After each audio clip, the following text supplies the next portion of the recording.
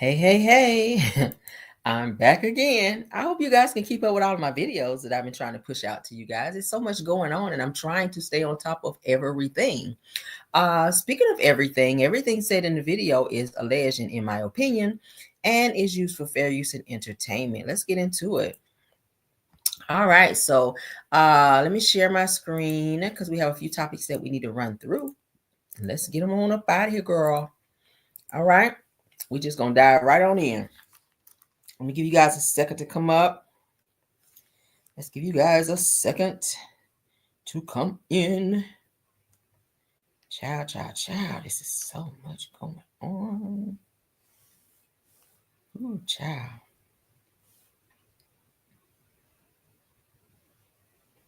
Ooh. My girl over there is cussing somebody out. I'm gonna have to go over there and see her in a second. My girl Empress over there cussing somebody out, child. Ooh, child. Let's get into this topic though. A North Carolina woman is facing attempted unaliving charges after allegedly locking her boyfriend in a storage unit, you guys, for 4 days. Can y'all imagine being locked in a damn storage unit in the dark for 4 days? Y'all know it's been kind of cold here lately too. With no food or water until he found his phone, you guys, inside that storage unit and called for help.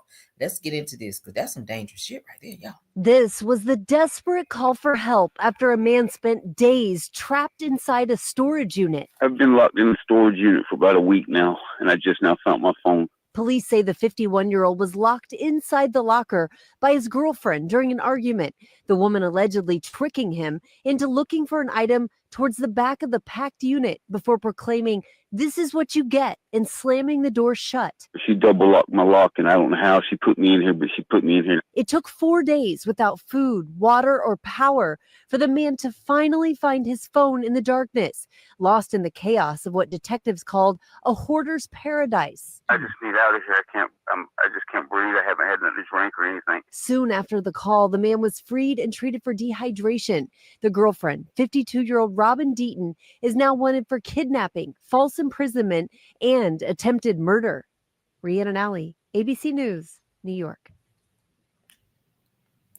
Damn, can you imagine you piss somebody off that bad to where they push your ass inside of a storage room and then close the door and it's dark in there, you can't hold it. Because you know it'd be kind of, if it's hot, especially if the weather is hot, those things can get really, really hot on the inside to where you feel like you about to hyperventilate in that bitch. But anyway, so she is facing some charges according to ABC News. Shout out to Neighborhood Talk. Robin Deaton, honey, who is 52, is booked into the jail early on Thursday, honey, this week.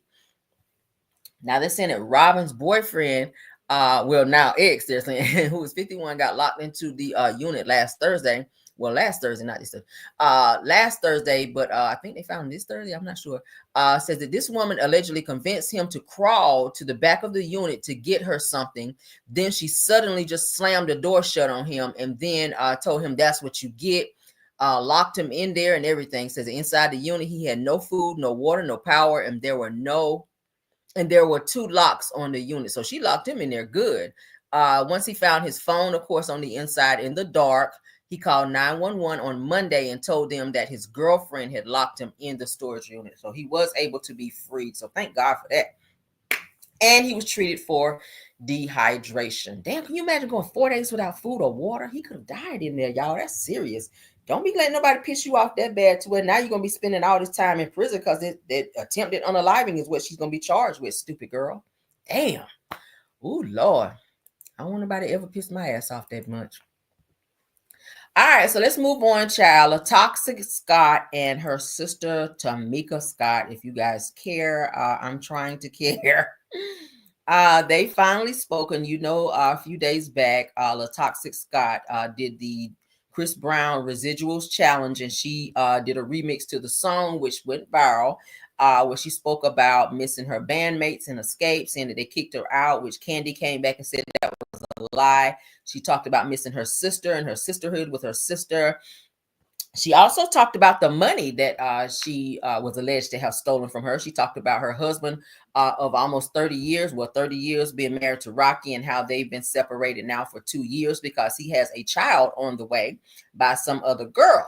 So all of those things she put in the song, but her sister Tamika told her, hey, all you had to do was pull up. We were just at a family function the other day and you saw me and you and mama just walked the hell out and didn't say shit. But then you get on this song and you make it seem like, you've been wanting to talk to me and that I haven't been available when I've been right here.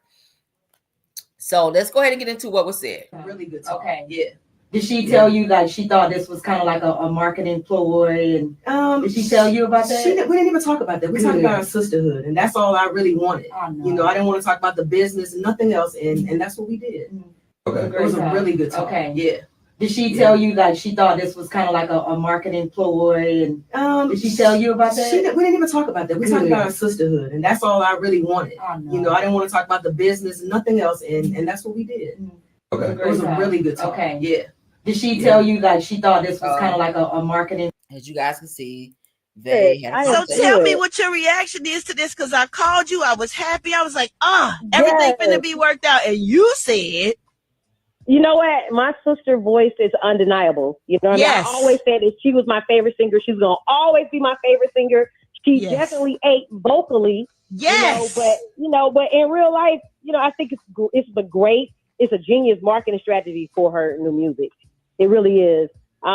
We haven't, talked. She hasn't called me. My number's the same. The address the same. So if this is real, sis, pull up. I'm cooking now. Pull up. Let's do breakfast. Because the last time I saw her at a family function, I was on the dance floor jamming. Her and my mom walks in, and when they saw me, they walked out. And that kind of hurt me a little bit because I felt like that was the proper. I feel like, we around family. Time. And if any type of reconciliation, I felt like if she probably walked up to me, I probably would have just fell in her arms crying.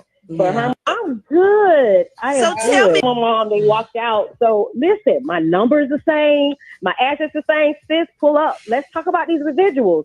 If this is, real, let's talk about the residuals. But it's definitely a great marketing strategy for her new music that's coming out. And she sounds amazing. She does sound amazing. And when she talked about the residuals, I thought she was talking about what we learned on the show when Rocky had changed the check and took your money or something like that. Yeah. I thought that too. And I felt it into the end. And it's like, at first my heart was like, oh my gosh, she's singing to me. And at the very end, the way she looked at the camera, like, And I was like, okay. Oh, this is something else. Yeah. Dang, I felt it until the end, and I was like, oh my gosh, like, just call me. And if she's listening, sis, you got my number. You got my number. You got my address. Pull up. Let's sit down. I'll cook you a good meal. I throw down. Let's sit down. Right. Let's talk about these residuals. Maybe we can arrange our spirit. My mom, they walked out. Meet up with y'all, have a conversation. A therapist that's right there. She's always available and have helped a lot of families come back together. Just a good. What you say, Brad? I was going to say, I don't even think Tamika need that. I just feel like Tamika feel like if Tasha was ready to reconcile or fix it, she ready. Like she said, she would have fell into her arms, but they left. You know what I'm saying? Like I was so happy because I thought this was bringing them back together when she did this. I think that Tasha just be playing games and she wants people to kiss her ass. And she likes to do everything, obviously, for clout. She did this whole song for clout because, like her sister said, you got her number. You could have been called her. You did a whole song telling your business about what's going on with your husband, who you said that you guys were in an open marriage. Because I shared it right here on my channel. You said you and Rocky was in an open marriage, that you knew about all the stuff that he was going on, that he was doing, and you knew everything. Y'all remember, I know everything. That was her in the video, talking about her and Rocky had an open marriage. Now you talking about y'all separated for 2 years because he got a baby on the way. Well, if you knew everything, then you should stay there. But anyway, as related to her sister, if you really meant what you were saying in the song, you miss your sister and you wanted to have that sisterly love, I feel like you need to reach out to her because her numbers, obviously you're not blocked. If she said that you can come over there and do what needs to be done to fix that situation. So I feel like she's looking for clout and attention in this situation because you can fix this behind the scenes when nobody ain't got to know about it. You ain't got to go on no damn neighborhood talk and sit up and tell people, oh, I talked to my sister. You don't got to do that. Just go sit and talk to her. That's your sister. All right. Anyway, that's all I care about it. I don't care no more. All right, let's move on to our next topic. Someone that had something to say, Ashanti, honey, she is finally speaking out. She mourns Irv Gotti expressing regret over their fallout, and she says that I'm still sad that it ended like this. Now, sometimes it's okay to not deal with the person But if the other person doesn't kind of fix it with you and something happens to him sometimes or happens to them, sometimes it can kind of leave this weird feeling on your heart to make you kind of second guess yourself to say, hey, did I fix things with them, or was things right on my side with them before this person left? Y'all know how very anal and arrogant Irv Gotti was. You know how he was, guys. So, and how he treated Ashanti, which was very wrong, and how he did her about her music because she didn't want to be with him no more. And he kept her from coming in the studio and kept her from using her music and made her record all of her music so that she could tour and make money. He was doing a lot, all because she decided not to be with him. Mind you, whole time he was married. So let's get into what Ashanti had to say about her falling out with Irv Gotti. First of all, I thought the way that you reacted to Irv passing was so classy. I thought she said the perfect thing. And I just wonder how that has affected you, or how you have been processing that, because it was unexpected. Definitely unexpected. It was a lot to process. You know, it was a lot of different feelings and emotions, you know, and I think honestly what I said is really how I feel. Yeah, you know, I I was really sad, and I'm still sad that you know it ended like this, you know what I mean? Because there was a time where things was just like amazing, you know, and I know in my heart that I always just wanted peace for both of us, you know what I mean? For us to be cordial, and I wished peace for him. I prayed for him to be at peace. And you don't really see this coming, you know what I mean? Like it really just came out of nowhere, you know? Did you think you would have the opportunity where you could maybe have something cordial? I really wanted it to happen, you know, because I'm like, yo, like I said, we made history together, you know, that is infinite. Like we're talking about my son is going to know that we made these records together, you know what I mean? And I'm sad that the last few years we weren't seeing eye to eye. What I do know is that I tried. You know, I do know that I extended the olive branch, and I do know that, again, I tried to I just wanted things to be cool. You know what I mean? You just didn't want no smoke. I didn't want no smoke, you know? You caught a lot of strays in that situation. So yeah. Oh my gosh. Yeah.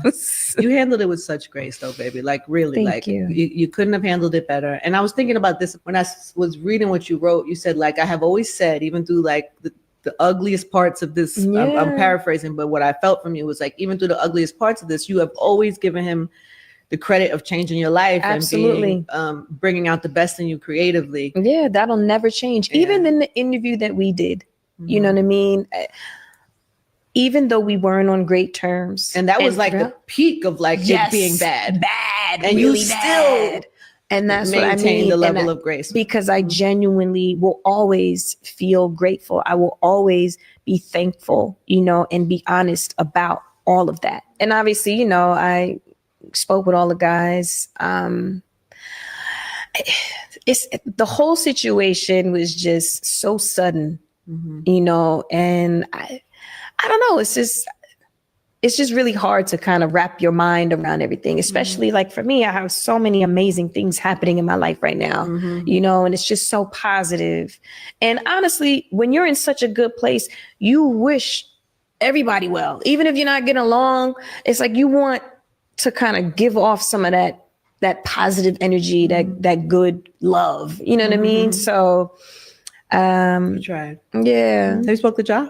Yeah. Flashback. You know, when someone is consistently saying to you, you ain't shit, fuck you, you're not even fucking loyal, you know, I made you, I made the world want to fuck you. You know what I'm saying? Damn. He would say, you know, he would say, you know, niggas want to fuck you because I made you look like that. I made you fuckable. Wow. In those exact words. That's disrespectful. So I have to ask you, first of all, I thought the way that you responded, what y'all think about it? I told y'all Irv was an anal ass ninja. Now he did do on Drink Champs, and I shared it with you guys on here on the interview on Drink Champs. He got on there and he was still talking shit about Ashanti after all these years, after 30 something years. He's talking about he still wears the Rolex watch that she bought him a long time ago when they were messing with each other. When he was dating her, she bought him a Rolex watch for his birthday. He said, I still got it and I still wear it to this day. And when I look at this watch, I still, so obviously he was still in love with her. Like, that's giving weird obsession over 30 years. Do you know how many women you probably been with in 30 years? Like, you messed up your marriage over Ashanti, and his wife was still sticking by his side, like, especially when she found out he was sick with diabetes and dying. Like, she was right there. She could have moved on with her life and been with somebody else and be like, F this nigga for the way he treated me and cheated publicly and embarrassed the fuck out of me. Like, I ain't fooling with him, so what? But she stuck by him. She was there for him all the way up until his death. She said all great things about him after he passed. But he was still infatuated with Ashanti, even though she moved on with Nelly, got married, had a baby. They're talking about she may be having another baby. I'm not sure. I do know the last performance that I saw her performing in, she did have like a little baby buzz, or maybe it's from the last baby. I'm not sure. But she has not come out to officially announce a second child. But my point is, Irv treated this girl like shit when she decided that she didn't want to be with him anymore and that she wanted to officially move on and be with Nelly, because that's where her heart was. She's always loved Nelly. She's always loved Nelly. So I don't feel like it was okay for him up until his death to treat her that way. And I don't feel like he fixed it. And according to her, he never fixed that. So that's on her heart. So selfishly, it's like he left this earth almost controlling her emotions and her heart, and how things just kind of ended, because even though she said she wanted to make peace, it was like, no, until I, take my final breath, I'm gonna hold on to this because you hurt me. But whole time you were already married and she was free to be with who she wanted to be with. So to me, I feel like that was some selfish shit for him to be that way. But I'm happy that she's happy. She has her baby. She talked about how she had been she froze her eggs a long time ago, knowing that, she still wanted to try to have kids and that she does want to have one more. So Godspeed to her. I like Ashanti. She is so well spoken. She's very humble, you can tell, but I think she just got caught up in a situation. Y'all know how these executives be. She was hungry to be an artist and to be where she is right now. And I think Irv Gotti took advantage of that. I feel like he made, not made her, but pushed up on her and used that as to his advantage in order to like fuck off on her. And I got to say it that way because that's how they say it, in the industry, to kind of get what he wanted and to have control over her. That was his means of control. Like, I'm messing with you my girl, and if you don't do what I want you to do, I'm dangling your career over your head, and if you don't do what I want you to do, then I'm gonna throw you out there. And so he felt like he could do that when she said, nah, I'm gonna go on over here with Nelly, who was much finer than him, if I might say so myself. But anywho, rest in peace to Irv, child. And shout out to Ashanti for finally speaking out. Let's get into this last topic. Child. I love me some Sloan Bella, okay? Let me tell y'all why I like her. Everything, and I'm not really into psychics like that, but I do like Sloan Bella because she always says that something's going to happen prior, and most of the time she's spot on. She was very much so spot on with the Cassie situation, and when that was going to unfold, and when Diddy was going to go down for what he was doing, she spoke on that. She spoke about the Kim Porter situation and how that was going to come. She was spot on with that. She talked about Biggie. She did not an interview, but a video about Whitney Houston and some stuff about her, and all of those things were factual. So now she's talked about Twitch and what she says happened to him. This is something I've never heard before, and I said, wow, this is worth a listen. So I'm going to share it with you guys so that you guys can hear what Sloan Bella, honey, because y'all, if you didn't know, follow Sloan Bella, go on YouTube and pull her up.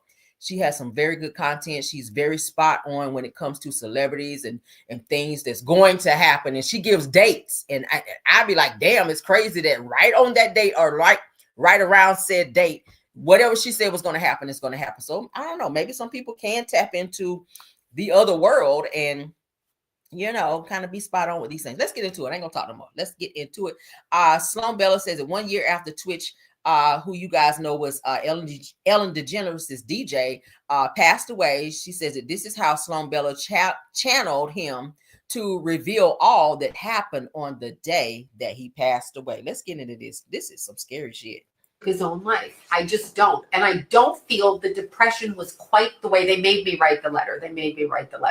I had to write the letter. They made me write the letter. I don't even feel like that was the letter he wanted. They literally, think of an episode of The Sopranos. I'm being guided to tell you that. Think of an episode of The Sopranos. This is what happened. This is like a targeted, gang-stalked individual who was on the correct side over here with getting information about a particular person who was nefarious in their actions and targeted other individuals. And he was talked reluctantly, not that he didn't want to do it, but he knew that it could bring about harm to him. Also, when it comes to the wife, she was literally unaware of this, but yet aware of it kind of peripherally around the side because of things he said. And he was deeply disturbed by what was going on. But that's not like enough reason for him to do this himself. And he didn't do this himself. He did not do this himself. Okay, this was not, but they did put a sock in his mouth. I keep going back to that. He was on a chair, hands tied behind his back, threatened 3 men screaming at him. One of them is his friend, possibly lover, somebody who could be considered a lover. I have information. There's the paperwork. I brought it to you. Why are you doing this to me? Why are you doing this to me? What are you doing? This is not our arrangement. This is not our deal. Why are you doing this to me? You need to write this. Oh, please don't do this. Please don't do this. Okay. Just please don't do this. And so asked what happened. They literally tried to shut him up. He's have shit stuck in his mouth. And I'm not talking about a gun. I'm talking about like socks or stuffing or some kind of clothing put into his mouth to shut him the fuck up. Okay. Period. This is a business transaction that they came to collect on. The reason he went to the motel on the day that he passed, or the day before he passed, is because he was told that he would be doing this business deal and it would just be a matter of signing papers, not a problem. He did not want his wife to know because she was not familiar with the business arrangements that he made prior to marrying her. Okay, this was his business. Wow. I can understand it to a degree. That is where some of the sadness came in, but they literally shoved a sock in his mouth. This was... When you watch those movies and they put a person in a chair and they tie them up and they ask them fucking questions and they're like, give me the answer. And the person, you know, when they bend their fingers back and they put something in their mouth and the person's trying to scream and they can't get out of there. So they finally just, whatever the person wants them to say, or they break their fingers. This is what was going on. Bro. I feel like Stephen was actually gathering information because there was something that he knew about that was so egregious to him. I don't feel he took his own life. I just don't. And I don't feel the depression was quite the way they made me write the letter. They made me write the letter. I had to write the letter. They made me write the letter. I don't even feel like that was the letter he wanted. They literally, think of an episode of The Sopranos. I'm being guided to tell you that. Think of an episode of The Sopranos. This is what happened.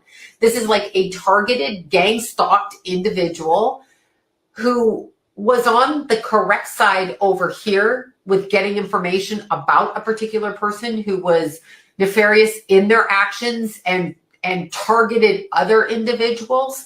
And he was talked into it, although reluctantly, not that he didn't want to do it, but he knew that it could bring about harm to him. Also, when it comes to the wife, she was literally unaware of this, but yet aware of it kind of peripherally around the side because of things he said. And he was deeply disturbed by what was going on. But that's not like enough reason for him to do this himself. And he didn't do this himself. He did not do this himself. Okay, this was not, but they did put a sock in his mouth. I keep going back to that. He was on a chair, hands tied behind his back, threatened 3 men screaming at him. One of them is his friend, possibly lover, somebody who could be considered a lover. I have information. There's the paperwork. I brought it to you. Why are you doing this to me? Why are you doing this to me? What are you doing? This is not our arrangement. This is not our deal. Why are you doing this to me? You need to write this. Oh, please don't do this. Please don't do this. Okay. Just please don't do this. And so asked what happened. They literally tried to shut him up. He's have shit stuck in his mouth. And I'm not talking about a gun. I'm talking about like socks or stuffing or some kind of clothing put into his mouth to shut him the fuck up. Okay. Period. This is a business transaction that they came to collect on. Okay. So I don't always like to say I told you so, but if you guys go back and look at my video where I covered the Twitch unaliving, I said in my video, and if you go back and look at it, and I remember verbatim, I don't feel like he unalived himself. I said that I felt like something happened to him in that hotel room because it was said that he walked down the street 5 minutes from his house to a hotel. So whoever it was lured him there, and from what she's saying may have sounded like someone lured him there under false pretenses, maybe for a money exchange or whatever, for some type of crazy business deal, and it turned left into something that he didn't even know it was going to be. By him being in a hotel room, you know, there are other rooms and other people around you, probably on the left, right, somebody's above you, somebody's below you. So if you're screaming and hollering, that's going to draw attention to your room, in which the police may come. So it makes sense that they may have had to gag him with something to avoid him you know, screaming out or whatever, and making him maybe sign something. Maybe he refused, and that's probably when they unalived him. I've always said I did not feel like he unalived himself, but the way the wife tried to make it sound like that he was so depressed and he just, you know, unalived himself and da. Yeah, which now makes sense to when she says that you know, he left her with all these bills and stuff like that.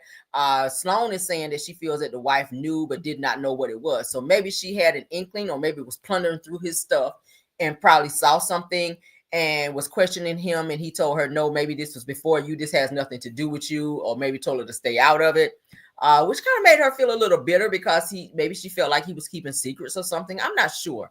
But from what Sloan is saying, it sounds like he may have been in something that was a little bit over his head, which wound up contributing to him not being here anymore. And it's sad, whoever it was. And then they're saying that one of the guys could have been one of his lovers. Now, I did read that he was, you know, that he did dibble and dabble into sleeping with or messing with men. I'll say allegedly, even though he was married to a woman, he was seeing men, and they were saying that he was doing that secretly. He was not out of the closet because he was protecting his image in Hollywood. People knew him for dating women, being with his wife. They never saw him or knew of him to be with a man. So when he did those things, it was done in secret, allegedly.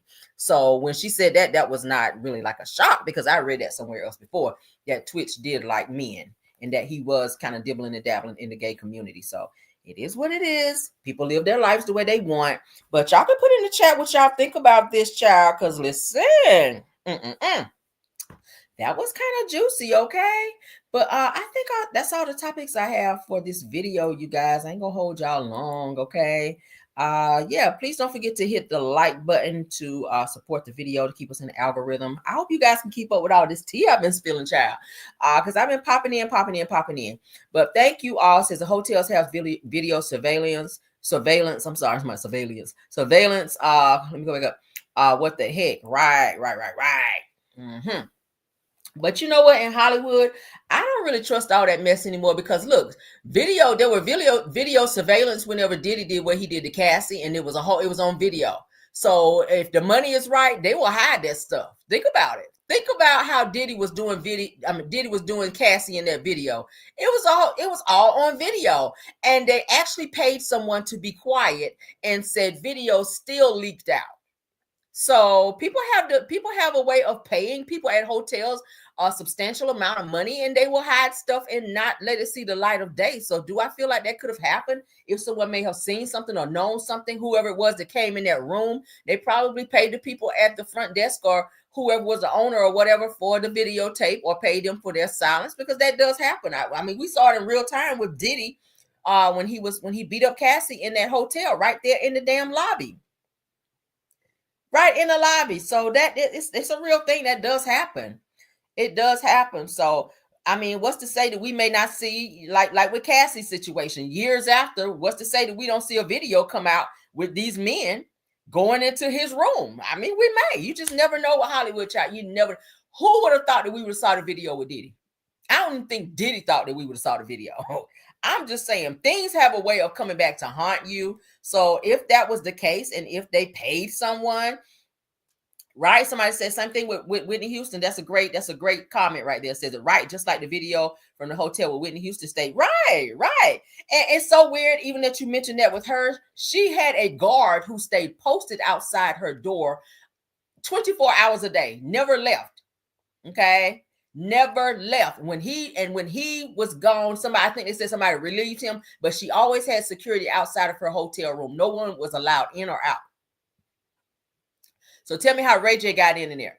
And he was the only person, the last person to see her. So my question is, if there's video surveillance at this luxurious hotel in Beverly Hills, because the Beverly Hills Hotel where it happened, I'll never forget it. It's so sad that they, whoever it is, Clive Davis or whoever, the powers that be, or whoever was hired to take her out, I'm pretty sure that they also covered the video surveillance not getting out. That's how people, I watch enough crime shows to know this shit. They're not going to go in and do something to somebody and take them out, knowing you're on video and just walk the streets and be like, oh, okay, my job is done. You got to cover all bases. That means making sure that the video, it never sees the light of day. Okay. Whoever it was at that hotel with Diddy, somebody was messy. Somebody did not do what they needed to do. Okay. Because that video should have never, ever seen the light, was not supposed to see the light of day, let alone CNN. And whoever sold it to CNN got a nice check, because that was some teeth for somebody's ass to see Diddy, Sean P. Diddy Combs, putting hands on Cassie. Like, they got a nice check from that damn video. Ain't nobody tell me different. But that's it, and that's all. I'm still waiting on the damn video to come out with that. But there may be a video come out with Twitch Boss. We'll never know. But if it does, I'm gonna be right here on my channel showing it to you, okay? Just like I did with the damn Cassie video, and I had to turn around and edit that shit. But we still saw it, okay? Even if I gotta edit it, we gonna still see it. But that is it, and that is all for this video. Don't forget to like the video. You guys can go back, if you guys just joining the live, you can go back and do the replay so that you can get all the information from this video and other videos that we've put out prior, okay? Love you guys now. Thank you to my mods. I see you, Rose Armstead, KBR. Thank you, Scorpion Miss. Thank you, Belle Wilson. Thank you, True TV Podcast, and all of my Caramelians and all of my content creators joining in the building and in the bushes, okay? Love y'all. Don't forget to like the video, share the video, and subscribe if you've not done so. In the meantime and in between time, let's go. Even when you feel low, you can still go. Even when you feel slow, you can still go. Even when there's no hope, you can still go. I never answer to no, man, I still go. Go, go, go, go, go, go, go, go, go, go, go, go, yo, go. Hustle hard, hustle every single day. I'll be making moves till I'm buried in my grave. To the system, I don't wanna be a slave. I've been doing shit my way, or the highway. And in the driveway is a nice range, 'cause I grind through the climb, I invite